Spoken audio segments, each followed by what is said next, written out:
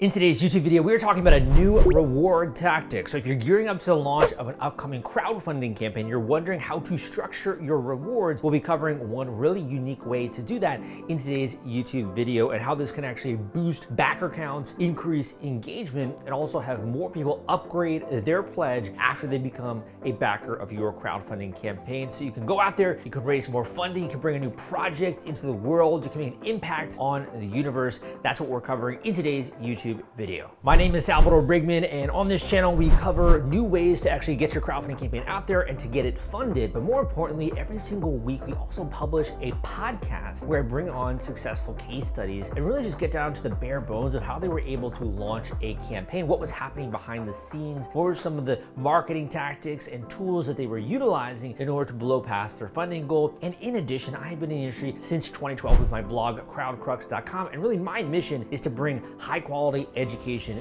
to you. So this new reward technique is going to allow you to bring in hundreds, if not thousands, of new backers who maybe don't want to commit to a large bundle upfront, but they're willing to under this specific technique. So I will say that I'm first going to go through and explain this specific technique, and then we're going to get more into the use cases and also whether or not this is something that you should employ with your crowdfunding campaign. Now, one of the biggest frustrations that backers will have when it comes to a crowdfunding campaign is that sometimes they'll come to that campaign and they're like, you know what, I don't see the bundle that I want, because as Kickstarter and crowdfunding creators, we're always trying to put together bundles that are going to appeal to our back. So this technique actually kind of emerged after that problem was seen across the industry, and this is what's known as the $1 reward technique. So to explain this, first of all, if you are setting up and you're creating a Kickstarter campaign, you can have different rewards at different levels and pledge amounts. And under the $1 reward, when someone actually backs your campaign for $1, what you can say is that for that reward, people are going to be able to get add-ons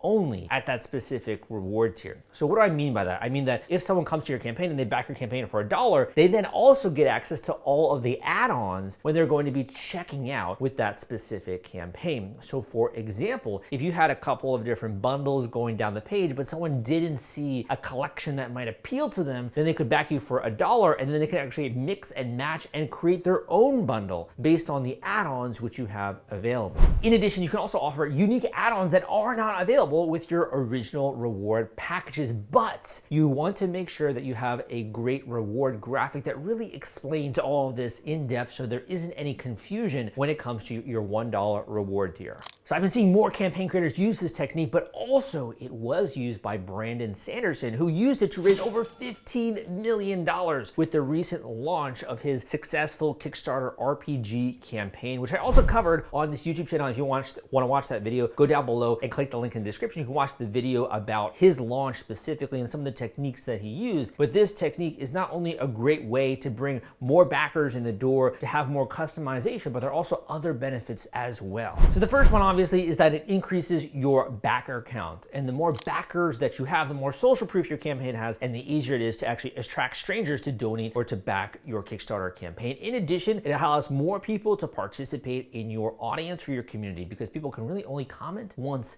they back your Kickstarter campaign. So by increasing backer counts as well, that is going to affect the Kickstarter ranking algorithm, where you're more likely to then become a projects we love or to be featured in the magic sort feature on Kickstarter and trend in the charts. Another major and I think pretty obvious benefit to using this technique is that it's going to allow people to upgrade their pledge. So a lot of the times, I'll be working with a student who's running a campaign and they're live, and a couple of their backers actually decide to increase their pledge midway through the Kickstarter campaign because they see an item that they want, or they see a reward that they want, right? Or an add-on that's more specific when it comes to their needs. So by having early on people that are backing your campaign for $1, they aren't yet maybe ready to commit to a full package. It's going to then give you much more flexibility to encourage people to upgrade their pledge, which then instantly raises your funding meter when it comes to your Kickstarter campaign. Aside from lowering the barrier to entry, building your backer count, and also getting people to participate in your community, I would say another one is that it really kind of encourages a long-term focus and more relationship building with those followers. So those people who back your initial Kickstarter Kickstarter campaign, you're going to, number one, get access to their contact information so you can follow them up with marketing emails in the future. If you're using a post Kickstarter survey tool as well, or you're going into in demand and they missed out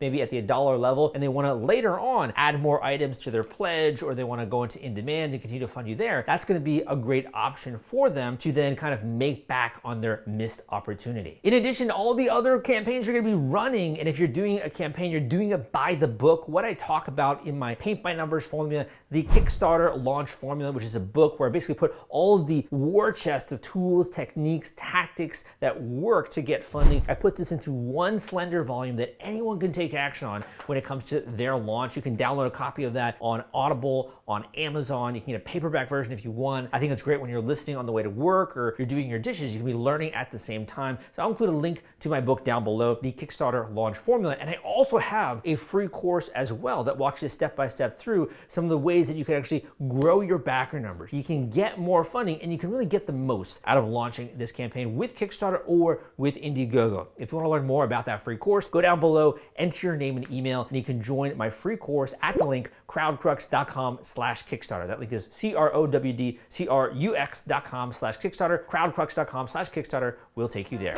Want to take all the stress out of fulfilling your Kickstarter rewards? Fulfillrite is the turnkey solution that puts product delivery on autopilot.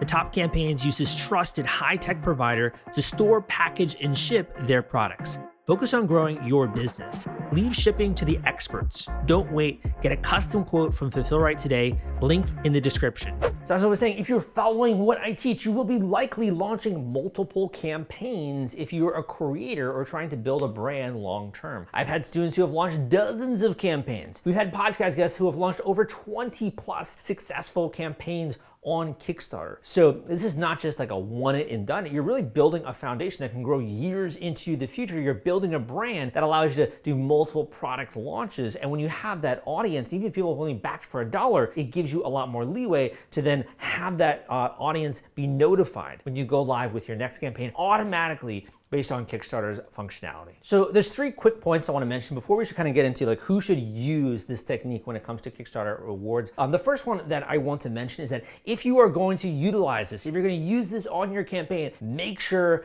you make it prominent. Not only with the title of the reward add-ons only, but also with ideally a graphic again that's going to really demonstrate what people can add to their pledge, what are the different items that are there. And if you want to customize your own package, make that very clear with the reward graphic. Number 2, consider how this might impact your stretch goals. So if you're doing stretch goals throughout your Kickstarter campaign, which I cover in another YouTube video, then that might also impact the people who have backed at $1, which is a great reason for people to then get involved at $1. So all of a sudden you're building a funnel of people who maybe weren't yet ready to commit, but also are excited to share your campaign because they might get access to new stretch goals, which encourages more people to visit your project, which kind of has this really cool viral sharing effect. And the last one is to express gratitude to each of those individuals and maybe even use this as an opportunity to send them a survey and to understand what held them back or what other types of items would they like to see in terms of your add-ons, what held them back from upgrading their pledge, and how can you really make sure that you're providing an incredible experience even to the people who have invested or backed at $1. So like I mentioned in the final segment of this video, I want to talk about who this is for, the categories that tend to work best with this technique. And if you have been enjoying this video, give me a thumbs up. Come subscribe for more content just like this. I put it out every single week, and that way you can get a notification when you turn on the notification bell as well.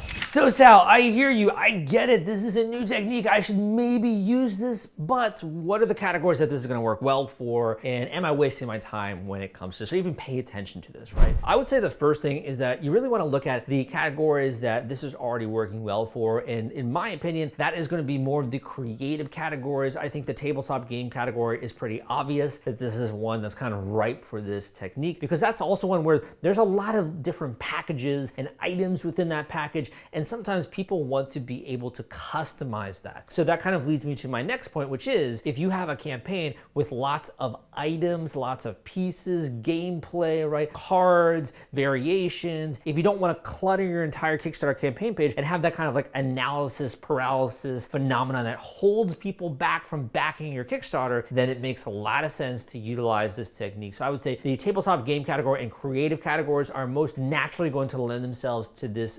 strategy. And in addition, if you think that you have lots of different items and rewards, I do think that that could be one you might want to think about. Should there be a tier where people can customize their package? But Sal, I have a technology, gadget, or gizmo, or design product. Should I be using this with my campaign? Well, to that I would say that when it comes to best practice for new inventions, I wouldn't say that this is the best approach, again, unless you have a lot of items when it comes to your packages. Typically, when it comes to hardware, physical projects, and technology, it's best just to kind of go for the jugular and start with the minimum offering there, and maybe then have a couple of other offerings as well. So you really want to more so have a pre-order option when it comes to your product. And again, that's specifically for technology, gadgets, gizmos, and design products. But if you want to have more advice and more tailored information when it comes to your specific launch, if you value this and you really want to make sure you do this by the book, you dot your I's, you cross your T's, you build a strong foundation going into your campaign, not only do you get a blueprint, but also the trained eye that you need to assess your campaign launch, whether you're in the early stages, the idea stages, you're in a prototype stage, or you're gearing up to launch very soon, or you're even live. You can actually go down below and you can book an intensive one-on-one coaching call with me. You can use that call not only to talk about your product or your campaign, but also your unique situation. What should you be doing? What don't you know that you should know when it comes to the Kickstarter ecosystem? Either that's people, tools, techniques, or strategies, and also maybe some blind spots that you might be missing out on. There could be major pitfalls that you fall in that can be quite expensive if you're not aware and you don't know what you're doing. So if you want to book your intensive one-on-one coaching call with me, just go down below, book your call at the link crowdcrux.com/coaching. That link is crowdcrux.com/coaching. That link will take you there to a form. You can fill out a little bit of information. Tell me about you, what you're working on, what your inspiration was behind this incredible and beautiful invention and this project, and we can get that call scheduled ASAP. Go down below, don't hesitate, book your one-on-one coaching call. So that's gonna be the best investment which you can make, but probably the second best investment is to make sure you subscribe to this YouTube channel and to give me a like and a thumbs up if you did enjoy my content. I do work hard to put out original new content every single week for you, and also podcasts and blog articles and you name it. Try to share with you a lot of great high quality education. And if you resonate with my journey, if you want to move forward in life, if you want to impact the world for the positive and build a brand from scratch, give me a thumbs up on this video, and I hope that you enjoyed it. My name is Salvador Briggman, and I'll see you next time.